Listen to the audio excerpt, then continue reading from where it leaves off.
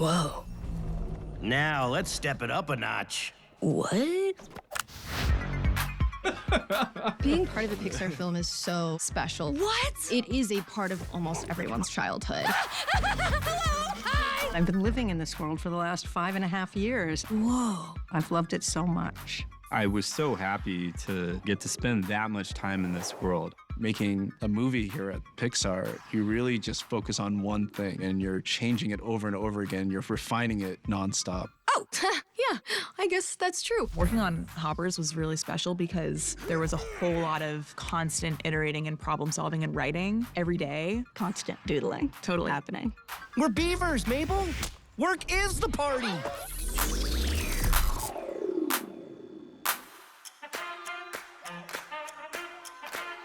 Earlier in my career and working at Pixar as a story artist, and never imagining I would ever get to make a movie here. It could be our special place. That's very special.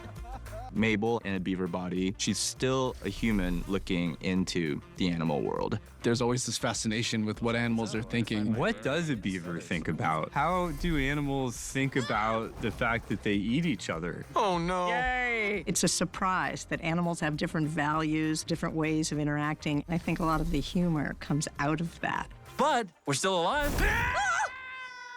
Well, when you gotta eat, eat.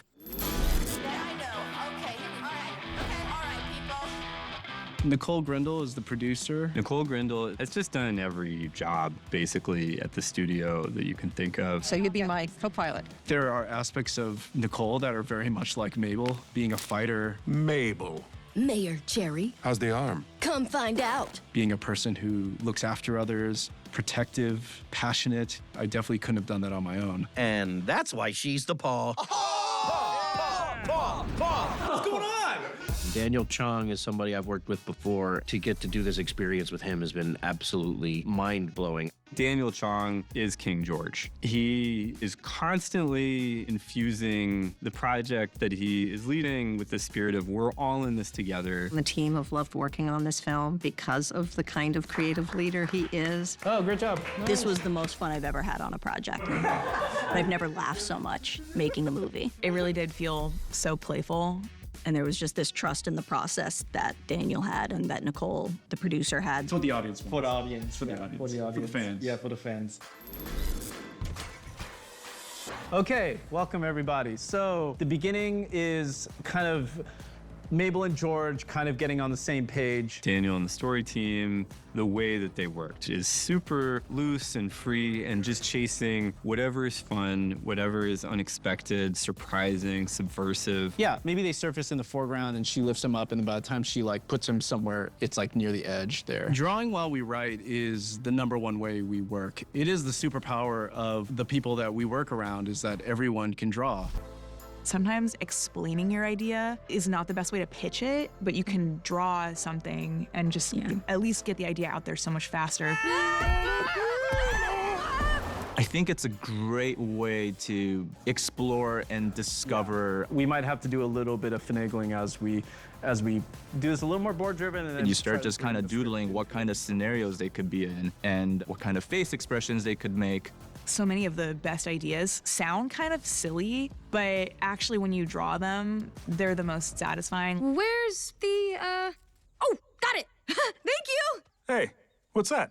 It's an arrow, Ted. The humor came from a lot of story artist riffing. There might be something funny about that. We did a lot of board-driven scenes where the story artists would just make each other laugh, and then it became clear it should stay in the movie. Oh, no. It's more of a...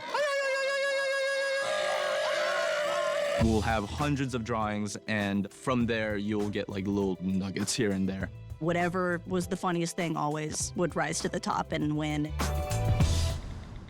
You are doing great. Thumbs up. There's something magical about getting to have that extra step in the room, so we're not just talking about things hypothetically, but we're actually seeing it visually take place.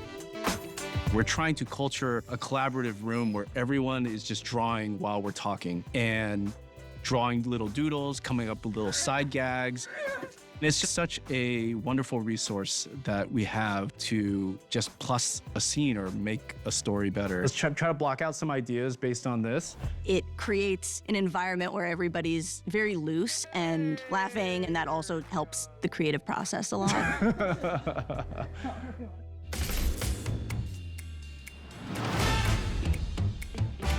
Getting to come to Pixar and make a computer animated movie, I wanted to be able to have dimensionality to the characters. Hi, I'm Mabel Tanaka. I just need 2 minutes of your time. Mabel is this force of nature. She is this ball of energy, and she is passionate, she's dedicated, and she's willing to put her body on the line to look after animals. Mabel's fierce. Mabel's awesome. She just so firmly knows who she is, knows what she wants, and goes for it. Mabel represents what a lot of young people feel like. When you're just trying to figure things out and you can see that the world needs fixing, but you don't quite know how to go about fixing it. Mabel, and we knew what we wanted her to feel like, scrappy and a little bit messy, not totally put together as a character. We wanted her to kind of have this feral quality. Stop what you're doing! This is canceled! You put that down! Piper is perfect for Mabel. She's Spitfire, and boy, was that important for this character. She just has so much in her toolkit. Fiery, infectious enthusiasm. What have you done to him? That's nice. It's been really cool stepping into her energy. We could all definitely use a little more of that in our own lives. We needed this character who would just pop off the screen and just be this tornado of energy and be able to be unpredictable. A character that could also be grounded, and you'd feel the emotions that she's dealing with. To some people, it's an empty piece of land. But for those animals, it's home. Whoop! Yeah! The beating heart of the animal kingdom. Yes, was King George. Okay, let's take the tour. He is a sweet, kind man, maybe a little naive. He lives in his bubble of kindness. He is a cute, round, fluffy, sweet, innocent beaver leader king. When we were first drawing King George, he's basically a potato. We gave him like a little bald spot that's kind of hidden by his crown. King George is kind of like the Buddha. He understands how to be centered and how to be generous and kind and give everyone the benefit of the doubt. I think if you gave him a chance, he just might surprise you. No. He's about self-love and self-care and community. King George was by far my favorite character to write. Daniel had a very clear idea of who this character was, and that was this bedrock that we could build all these other characters around. Mabel of the Glade, will you be Paw of the King? Bobby Moynihan as King George is brilliant. Bobby is King George. He is a kind, generous, loving person. Okay. Very nice. Thank you, Bobby. I've worked with him for years before this movie. He's able to play a character hyper confident, but it never comes across cocky or that he's arrogant about it. He plays it very sweet and innocent. That is a superpower that Bobby has. Next thing I know, they're like, hey, return from exile, you're the king. And I was like, all right, whatever. Sorry, I don't know. I love you, Jerry! I love you. And you. And you. Mayor Jerry is the charismatic, egocentric mayor of Beaverton. He is a character with power. Mayor Jerry is self-satisfied. He's a bit of a narcissist. He can appear to be somewhat arrogant. We wanted to make him look attractive, but not too attractive. There he is. Mayor Jerry is pretty handsome. For Beaverton, very handsome. Memo to self. Remember this feeling. One of the trickiest things about casting Mayor Jerry is this needed to be a character that could both be suave and cool and charismatic, but also be a little broad and crazy. It's over. We're doomed. We're doomed. Jon Hamm was able to capture both of those things. He's able to thread that needle of being that kind of suave, narcissistic mayor, but with a sense of humor, with a twist. Even when he's not being likable, he's likable because he's funny. You make me feel like walking to my car and getting in. Something like that. Greetings! Titus Jerry. Let's humiliate this man even further and put a bug inside of his body. I have pupated into a man! Dave Franco's perfect for it because he can do this great thing with his voice where he can crack and kind of just be like a petulant teen. He's just hilarious in the role. To be able to take all that charisma and turn it into something that's also very manic and wild. A true king would bear the lushness of his plumage for all to see. Well, I'm gonna lose re-election. Getting Meryl Streep in the movie is an out-of-body experience. Summon an apex predator. The role of Insect Queen, it just felt like it would be an extra bonus to have it be someone who is such a powerful name and such a powerful presence. Daniel was really, really nervous about pitching to her that her character would die in the very same scene that she first appeared. To get Meryl Streep in your movie and then kill her instantly is one of the best jokes in movie history, in my opinion. Way to go, Meryl, for being down for that. She's the coolest. We gotta go. I am so sorry. Oh! I made him happy. We have such a cool cast of so many great comedic people. And such a great script. Pixar is very good at letting smart, creative people do their thing. We wanted to make sure that everybody was a contributor to the filmmaking process. Great job, everyone. Everybody making their contribution throughout these years and finally seeing on the big screen. It's emotional. There were so many different versions of things. It really does feel like there was just constant experimenting. You have to go through all of these different versions to whittle it down to what it ends up being. It was a really fun way to make a movie. It elevates into something you could never have done alone. The joy of seeing the movie at the end. It's not mine anymore. It belongs to this crew, and it's the sum of all of us working together. I will probably never have that much fun again, and that's fine, because I don't know if that's even good for you. Done.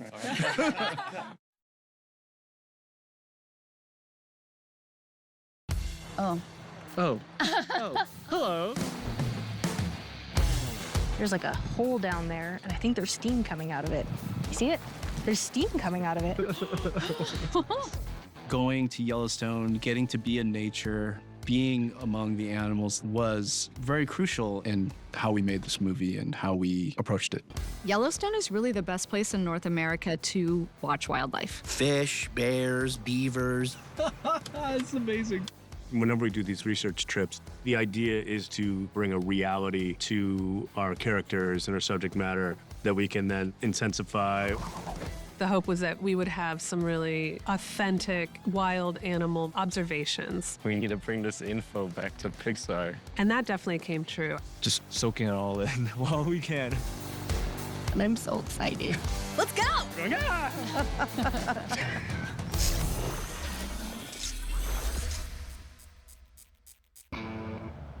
We're at Old Faithful. We're gonna look at some geysers.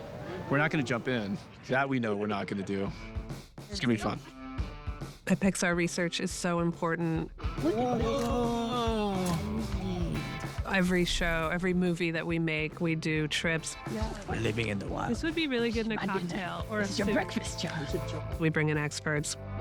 We do tons of research. While our films live in this realm of fantasy and magic and imagination, we want it to be grounded in facts. When I see a beaver, I want to feel how soft it would be. When I see a frog, I want to feel how slimy it's going to be.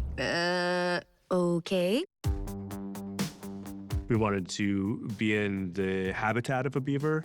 We wanted to see lodges. We wanted to see dams. Hey, is that a dam? We wanted to know what it was like to be amongst nature where there isn't a lot of people. We ended up finding Yellowstone Forever. It's a place at Yellowstone that provides guides. We found George Booman, who is an artist, a sculptor, and a naturalist.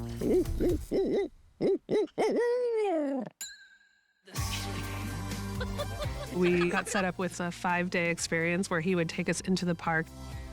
He really taught us how to be in nature and listen to nature and see things that we never would have seen before. There's this feeling when you get there, you are living in the animals' homes. This is not your place, this is the animals' place. That's a really important centering for us because it is part of the DNA of this movie. It's hard to be mad when you feel like you're part of something big. For our film, having everyone experience the outdoors and build empathy for animals is so important for the story that we're telling. Our art department went to Colorado and they got to explore that environment. It's so funny to be able to see beavers in the wild because they are comical. Their movements are very expressive. Even the way that they eat and their hands when they're playing with other beavers. Little baby beavers will hitch a ride on an adult beaver's tail. It's great to be able to bring that type of personality and funniness to the screen. You can't leave now. Come on, Mabel. Just for a bit. Come on. Come on. He's sitting on his tail. Look at that guy. We're definitely going to do that in the movie. At Yellowstone, we came upon a large abandoned beaver lodge. It was dried up, so we got to climb into it. We may lose a story artist. I'm about to go into this lodge. Here, you want me to take your backpack? I feel like I'm watching a horror movie. My friend John has gone inside of a beaver lodge. That's pretty cool. It's a little tight in here. Just hope he's okay in there. Oh, we can hear you! Oh, hey, it's like a party down here. I don't know how to feel right now. This is turning into a rescue operation. Wants to pull you out? No, I'm good. It's kind of cozy. It's very tight, but you look around and you'd be surprised at how much space there is inside. It's pretty big in the, like, you got like a little like chamber there and like a little section over there. Okay, let's take the tour. I just went in the smaller room, and it's amazing how cozy it felt. It's a bunch of packed dirt and little cavities where the beaver would store food and live. It isn't till you really spend time looking at what they've done that you appreciate the engineering work that goes into it. Go on. It was great to see the inside because when we have to remake one, we're going to have it feel authentic. Had there been beavers there, we would not have gotten that close. So it was a perfect situation for us to be able to explore and not do any harm. We also went to a beaver lodge that was occupied one night. The beavers didn't come out, but we could hear them. Oh my goodness. You could hear them sort of rustling around inside. Just noises, soft little baby noises. What are you saying? It was a really cool experience to get to be where the beavers were. They really can change an ecosystem and everything thrives around them. And they work constantly and they let other animals sleep in their lodges. What other animals make rooms in their homes for other animals? There's always room for one more. Dr. Emily Fairfax is a researcher who has done a lot of work with beavers. And I think of her as a kind of beaver evangelist. Okay. Emily Fairfax has been with us for most of the journey of making this movie, and she is the beaver expert that taught us everything we need to know. To help animals, we have to understand them. She's given us a lot of feedback on the way we've created the environments or animal behaviors. We have a scene where all these beavers are building the dam together. Originally, they're putting the sticks up horizontally. She would look at it and she's like, you know, the beavers at the end, they would put the sticks up vertically. It was actually kind of cool to add those tiny little details in and try to get it right. So, what do we do now? There's so many animals, wildlife in Yellowstone that you get to see. You can actually see right into their eyes at this distance. The first day, they drop us off. Just gotta get the blood flowing. I forgot to take into account the wind chill factor. It's cold. We were surrounded by bison. Hearing them and realizing that you're in the presence of these gigantic, amazing animals was so beautiful. Well, there's more. There was elk wandering around. It was crazy because they're huge. They're huge. And they were not only in the park, they were sleeping on the grass outside our hotel. So you would be in your hotel room at night and you would hear these really strange sounds. Or you'd be walking back from dinner and you'd see them and you'd carefully sidestep them because you don't want to get close to them or their babies because they will charge. We were really fortunate to see a bison carcass, and there were a pack of wolves eating this bison. We saw a bald eagle watching the wolves eat the carcass. We saw coyotes come down after the wolves left and eat pieces of the carcass. That's pond rule number 2. When you gotta eat, eat. We get to see this whole ecosystem, and we were like, is there a way to incorporate this into our movie? I mean, she's gotta eat someone. So, do you still wanna? It's weird now. One of the key moments in our movie is in the beginning when Mabel goes to the glade for the first time and Grandma tells her to stop and listen and to just be still. That was very much something that we did in Yellowstone. I want everybody to just stop for a minute, close your eyes, and listen. We're just gonna stand still and make absolutely no noise, no movement for the next 15 minutes. We could hear the animals, movements in the trees. You could hear it all around you. That was a really great exercise. It was getting everybody to look at this habitat in a way maybe different than our human perspective. Beaver, beaver, potato, red heart. We've learned so much the past 4 days. I think we're going to go back to our lives and be able to see the natural world in a totally new and very exciting way. There's a pronghorn right here. Oh, there he goes. Finding ourselves in the midst of the animal world like that, to be in their territory and to be the visitors. It was very grounding for the team. The human world feels loud and busy, and their world is so beautifully quiet. That juxtaposition was something that we were able to really discover as a group together at Yellowstone.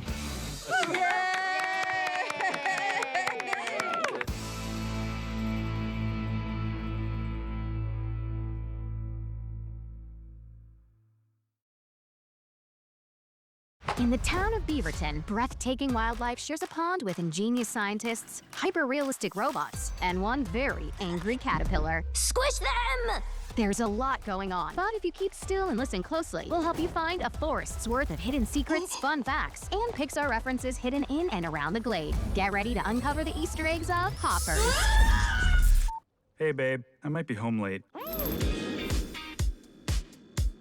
As the engineers of the animal world, beavers know what it takes to build something big, and Hoppers is a big movie. How big is it, you ask? To understand, you're going to need to know some numbers. What? Me? Populating the world of Beaverton meant creating a lot of animals. In fact, it took 547 snakes to make the wave that wiped out Mabel. How many ants did it take to put out the Beaverton fire? If you said 19,436 ants, you're right. Yes! Ah! King George's Super Lodge was built from 62,939 individual sticks. And how about some aquatic stats to wet your whistle? It took 413 burly seagulls to airlift Diane the shark. Imagine the size of the computer screen they had to use to make that. It was intense. In order to make the world of the film feel as real and immersive as possible, the team at Pixar needed to get inside the mind of a beaver. This into this. This into this.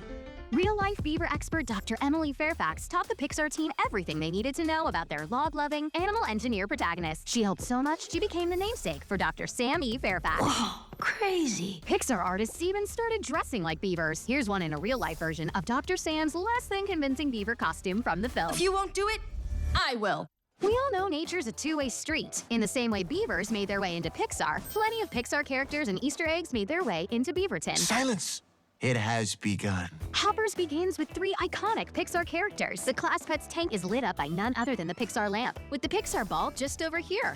And if you look just below that tank, you'll see the Class Turtle shares a name with his totally righteous seafaring cousin, Crush, from Finding Nemo. There's always room for one more. Not to bug you, but if you look closely, you might recognize these framed beetles in Dr. Sam's office as the same ones from The Good Dinosaur. Check out the dog and cat on this webpage. That pup's from Up, and our friend with 9 lives is the cat from the movie Soul. How about poking your head in on this puppy from the canine spin-off series, Dug Days? You are doing great. Thumbs up.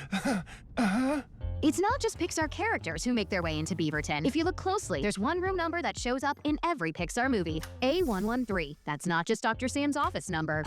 What do you mean? It's a tribute to the famous classroom at CalArts where countless Pixar animators honed their craft, learning to draw the characters we love, the worlds they inhabit, and all the Easter eggs still left to find. Go on. The van Dr. Sam drove to pick up Mabel is the same model the Lightfoot family drove in Onward, and the custom tartan pattern from Brave can be found on the blanket covering this baby's stroller, right behind the Re-elect Jerry yard sign. Wait, who is Jerry? Mabel's interests may be science and nature, but she also has great taste in art. Check out some of what's posted on the wall in her room, like this drawing by Mabel's very own voice actor, Piper Curda. And if you'll whip it over here, you can see this poster for composer Mark Motherspaugh's groundbreaking new wave band, Devo. And on this windowsill, you'll find Atlas, a toy that appears in Pixar's upcoming film, Toy Story 5. Now, let's step it up a notch. And last but not least, let me show you the Easter egg we've all been waiting for, the famous Pizza Planet truck. What? Unless, of course, you'd rather try to find it on your own. No, don't do that! If you say so, here it is. The iconic Pixar Easter egg can be found right here, in a display case in the halls of Mabel's elementary school. Memo to self. Remember this feeling.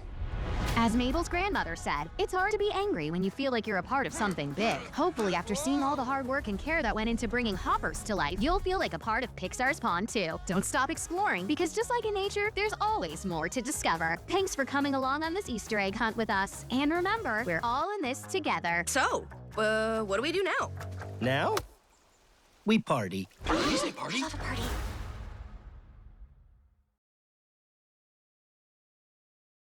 Let's go!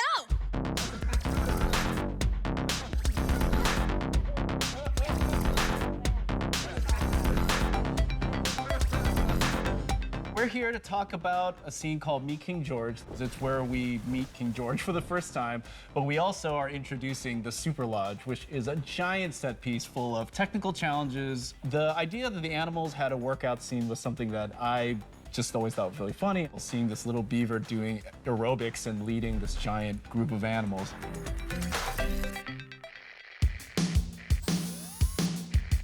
From a very early stage, this scene felt very intact and came out to be pretty much what we wanted it to be from an early time. The things that we struggled with in editorial were checking in with the scientists and the scientists checking in with Mabel. We needed to drive Mabel's tension. She's getting pressure from them to return the robot body. Yeah. You need to get your fuzzy little behind back here now. No, I will, okay? One thing that I really got attracted to was just playing with that spy thriller trope where there's somebody in your ear. Her finding the button and turning it off. We moved that earlier in the movie. And then Mabel could actually activate it in this scene by her choice. So she could extract information and then shut them off when they got annoying again. Stay calm. Do not look. She found the button. What the scene needs to do is introduce King George in a memorable way that also solidifies what his personality is, with this ominous tone coming up front, like you're gonna meet the king, and it just looks like they're all worshiping him, only to find out that he's really just inclusively leading them in a workout to start the day. That this was a way we could define his relationship and who this sweet character was. Hey, looks like we got a newcomer to the Super Lodge. What's your name, Beaver? So let's segue now into the complexity of actually making this scene look the way it does. It's a big task and undertaking that required a lot of people to really make it not just work, but aesthetically pleasing to look at. So Bryn, what were the challenges I gave you when you began? Seeing a real beaver lodge in the wild and how complex of a structure it is. Innately, it's just so busy. And we had to figure out a way to cull down detail so that we could get scale, but we could also lessen the busyness behind the characters. It has begun. Being able to get the scale of the dam. We saw one that was 10 feet tall, but ours was 20 plus. So just trying to be very intentional, but also being very authentic to a beaver lodge, because really they are an amazing architectural design. It's the biggest set in our movie, so that's another aspect that makes it very challenging. Now, we party. You say party?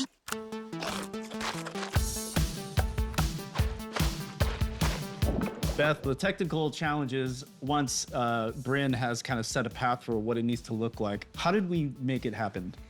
A lot of people and a lot of sticks. Yeah. There's so much going on in that environment, from all of the sticks, all of the trees, all of the grass, all of the moss, water, there's rocks, and then we have all the characters too. Looking good, Ron. Oh, thank you, sir. A real beaver lodge is just all sticks, and it does look kind of pokey. And once we put our little guys on it, we kind of started to worry that it just didn't look very safe for them, like somebody's gonna lose an eye in their morning yoga. So we kind of rebalanced our stick to mud ratio to make something that we felt was authentic to beavers and also looked nice for the movie. This is incredible! With the shading and lighting, when you have a lot of animals that are brown, sticks that are brown, mud that's brown, trying to find a way to actually pull out all that detail and have it not just turn into one very dark blob of stuff on the screen, that was a challenge as well. Who's with me? I. How? Oh, that is a great question. I remember storyboarding this. It was very hard to draw because there's so many crowds. And sure enough, all those same problems carry right into animation. And so, Alana, what were the top challenges when you first saw this scene? I do remember us looking at it with our crowd soup, Chini and JD, and it was obvious it will need to be a handshake between the two groups, where on one hand, you want to have this exchange between George and Mabel talking, but they're so far apart and they're covered around them with other animals. I need to ask you something, Your Majesty. Whoa, whoa, whoa! Your Majesty was my father. I'm George. So from animation standpoint, I remember there was a constant gauge of how much of a silhouette value we give to the characters that are talking and breaking with bigger gestures so we can see them far away, if it's shooting up towards George or shooting from George down to Mabel to make sure we read it. Now, let's step it up a notch. Oh, yeah. Keep it up and reach. Woo! The dance itself. There are two big components to it. One is George himself, and then the massive amount of crowds that are also dancing. What were you noticing about the complications about dealing with this giant crowd that was dancing around George? It was a workout. So we knew it needs to be something that feels like an exercise, but also has the energy of a dance. That was a huge undertaking. Once animation got in there, a bit of coordination needed to happen of like, how much do we need to punch up the animation and how much do we need to pull back on crowds? There was the moment that I think we realized that they were dancing, but they weren't following George. And there was a bit of recalibration that needed to happen once it felt like coordinated that George is driving the dance. That's when we saw it really click in. Everyone is killing it today! It's just crazy how these movies shift and change so much. But ultimately, because of the iteration and the collaboration that happens, the best version does just end up showing up on the screen. Great job, everyone. We did it. The Super Lodge exists, and it looks awesome. Great job. Thank you, everybody.